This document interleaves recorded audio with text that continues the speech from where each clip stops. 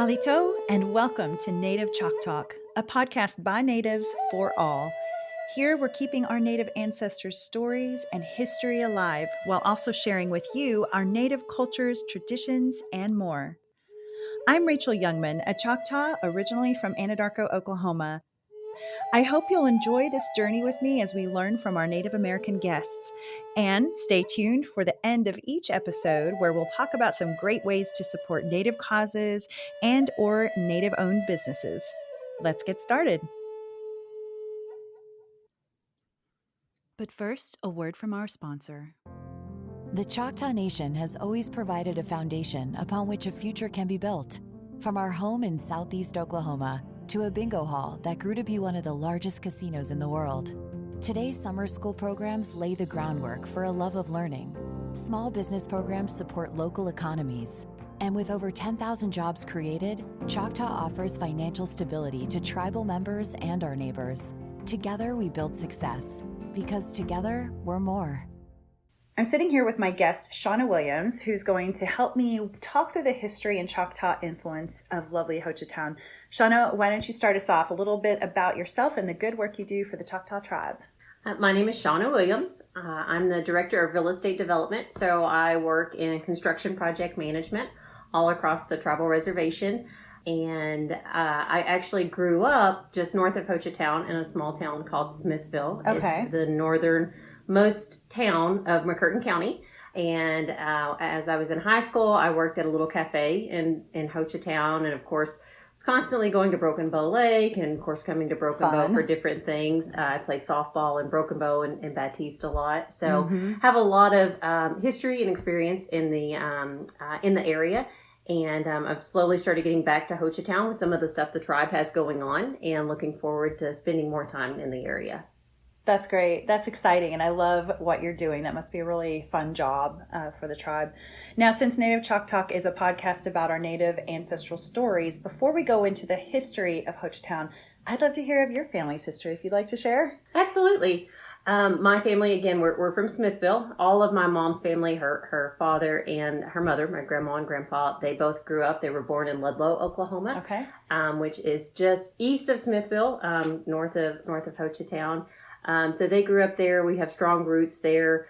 My dad's family is from Texas, but, interestingly enough, one of his uncles actually got into some trouble with the law and came to the mountains in the Smithville area and hid out. So he has roots there too. Yeah, there was a rock house that he built, and the chimney is still there. I love it. Have a lot of ties to the area on both sides of the family, and that's where all of my family still lives. And so it's a very special place, and I definitely want to move back there someday. Absolutely. And so is the Choctaw side on your mom's side or dad's side, or both? It's on my mom's side. Yeah. It's on my mom's side, yeah. Do you know how far back that history goes? Do you know all the way back to, say, Mississippi or anything like that? I think with my grandmother, she's the one that's Choctaw, and her family name is Ludlow. And yeah, they all settled in the Ludlow, Octavia area when they came over from Town Mississippi. named after them, huh? Yeah, absolutely. Pretty cool. Very interesting. Anything else you want to share about? No. Okay. No. I'm going to look up that Ludlow name. I love just kind of hearing about people's stories. It's so much fun. Yeah, the Ludlow Cemetery was actually, so my grandmother, who's Choctaw, her father was full-blood Choctaw and her mother was white, and her mother's father, he was one of the first white men to come over into the Honabi Ludlow area. Wow. And kind of settle in amongst all of the Choctaws. And he actually donated the land for the Ludlow Cemetery. Okay. And so he's buried there. Again, all my family is buried there. So again, a very, very, very special place. Wow, I love that. Such a great story and history. So I think it's very important that we all keep those stories alive so that our grandkids can hear them too. There's so much interesting stuff here to cover about this Oklahoma town's history. First off, going way back, the Caddo Indians were first in this area from 1000 to 1791 AC. You'd think when the government was resettling the natives during the removal that the Caddo would have been designated this southeast corner of Oklahoma, but not so, because their settlements and relocations tended to shift quite a bit. In fact, in 1835, they relocated to Mexico, but Americans took over some of that territory too, until eventually the Caddo were moved into Indian Territory to a newly allotted area in 1859. Interesting side note, Choctaws that were in Mississippi would hunt buffalo over in the West in the 1700s. And they'd also take on some fights with their Osage and Caddo enemies while there. So the Caddo and Choctaw had crossed paths before. So fast forward to 1820, that southeast area of Oklahoma is allotted to the Choctaw, and the white folks who were living there at the time were moved to make way for the Choctaw. And Shauna, tell us what happened next. Well, most people think that the removal began in 1832. You hear a lot about 1832, even with some of the recent development. The casino in Durant has a steakhouse called the 1832 Steakhouse. And of course, they got the name from there. The removal started before then. The Treaty of Doak Stand was signed before the Indian Removal Act of 1830. Mm-hmm. So there were some small groups that Chief Greenwood LaFleur had already started moving over to this area in the 1820s. So then on what most of us know as the Trail of Tears, the Choctaws were removed from their homelands in Mississippi, starting in 1832, and ceded 11 million acres to the government. There were about 12 families who headed over to what's now called Hochatown, which is east of the Mountain Fork River, and started to settle that area. Awesome. So where did Hochatown get its name, and what was it like here in those days, you think? Well, there's a lot of different theories, but some say that one of the family's name was Hocha, and that's how it started. It really was a good place for the Choctaw to end up. The soil was fertile. There was lots of water and wildlife, so a really good place to make a living. So it sounds like it was then, like it is now, beautiful and useful land. Yes, and there was a big lumber industry, just as there is now. But the industry slowed down a little in the 1920s, which was also the time of Prohibition. The perfect storm also came about when there was a corn and cotton bust. Mm. So with farmers having an overabundance, what do you think they turned to as their next commerce? I'm thinking, since you said Prohibition, perhaps a little bootlegging. Yep. And the Mountain Fork River here was perfect because of the clear waters. Oh. And, that they say that's the secret to making good moonshine. Oh, yeah. I'll keep that in mind if I'm ever making some good times. And so thus Hochatown is also known as the moonshine capital of Oklahoma, which was originally termed by a federal agent during a trial in Muskogee. And it all makes sense to me personally now. Some people are descendants of chiefs, where I, on the other hand, am a descendant of some pretty reckless hoodlums who lived in this area and were also being put in jail for distilling the good stuff. So I'm definitely proud, they may be my hoodlums, but they're my ancestors and somebody's got to love them. Now, something super interesting about this town is that the Hochatown we're sitting in right now is not the Hochatown of yesteryear. Tell us more about that, Shauna. Originally, Hochatown was located in the Apookshanobie district of the Choctaw Nation in Buktuklo. But in the 1960s, the government wanted to create Broken Bow Lake for flood control, for recreation. So there was a lot of reasoning for the creation of the Broken Bow Lake. So you're telling me the original town is now underwater? Yes, it is. It's now under 200 feet of water. Wow. So what did they do with the town? In 1963, the post office closed, and in 1966, the very last family left. But they did relocate the cemetery and the church, so that's not underwater. Nice. I'm glad they thought of that. So if I were to go diving, what would I see down there? Besides mud and dirt. Some really large catfish. Nice.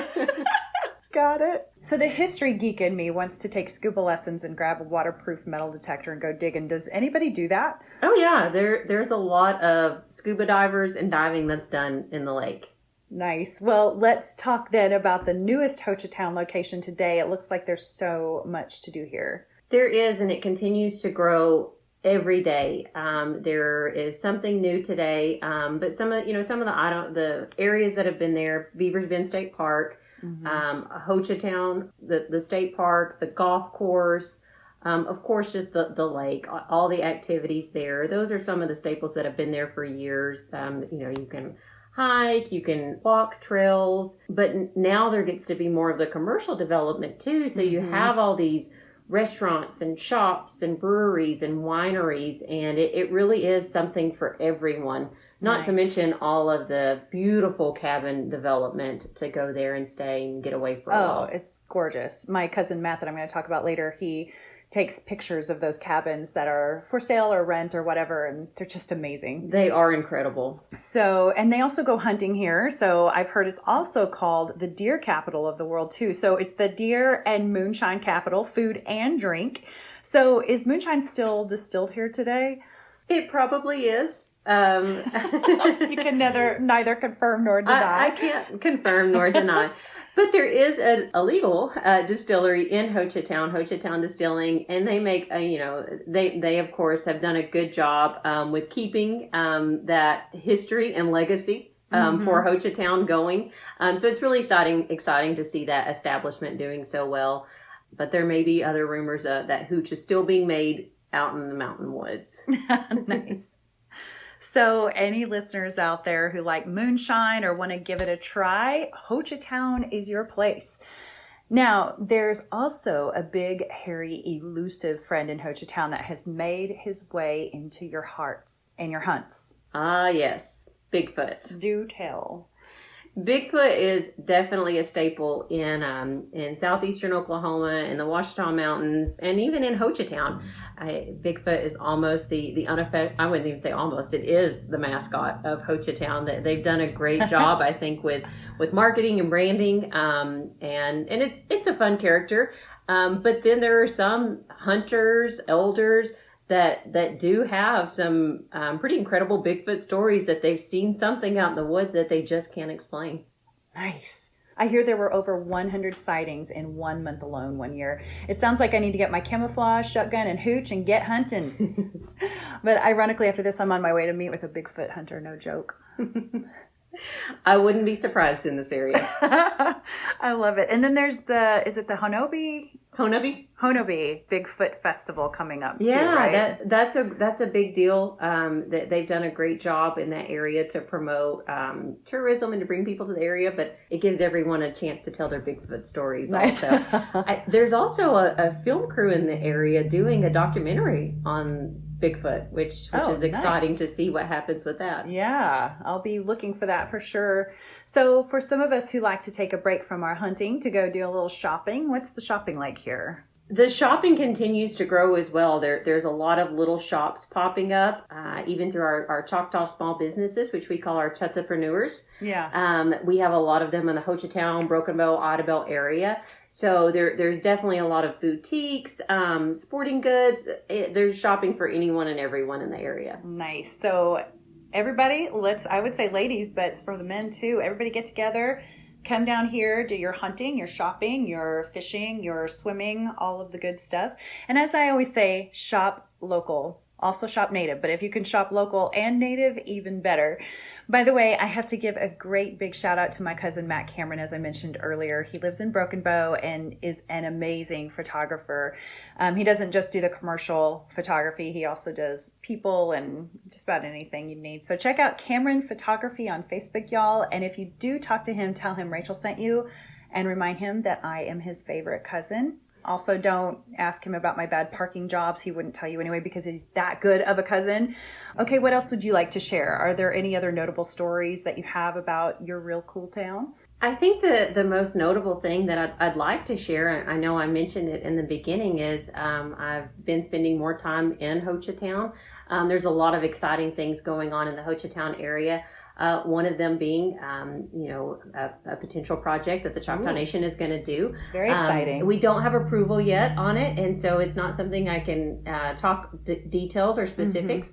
But I think Chief will hopefully be making an announcement soon. He may even make it before this podcast is released. But it's going to be really exciting for the area. It's going to create some jobs and I think complement what they've done in Hochatown, bringing something really unique to that area. So exciting. I so wish I knew what it was. I'm so curious, but we'll all keep an eye out for you.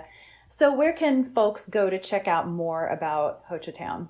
I think the best place to check out Hochatown is on social media. They've done a great job with their Facebook pages, Hochatown groups, the Hochatown Historical Association.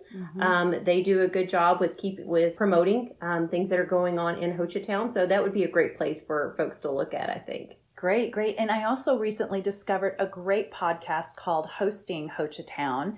I've really enjoyed listening to that. So I recommend just go Google it. You'll find it.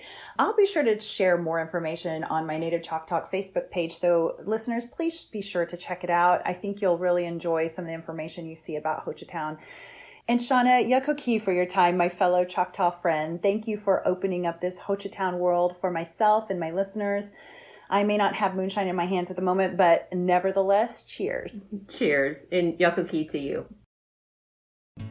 Potential is everywhere in the Choctaw people. It's in our schools and students. It's in our small businesses and entrepreneurs. Potential is in our lifestyle and health. It's in our culture and heritage. Passion and commitment is in our blood. Ingenuity and economy are a tradition. And the Choctaw Foundation was founded for this potential. To cultivate minds and hearts, to stimulate ideas and passions, to extend lives and improve health through education, and to preserve and promote the power of our past. The Choctaw Foundation, meeting the potential of the Choctaw people. Thanks for listening to Native Chalk Talk. Be sure to join our community on Facebook, Instagram, Twitter, and LinkedIn. Simply search for Native Chalk Talk. That's Native, CHOCTALK.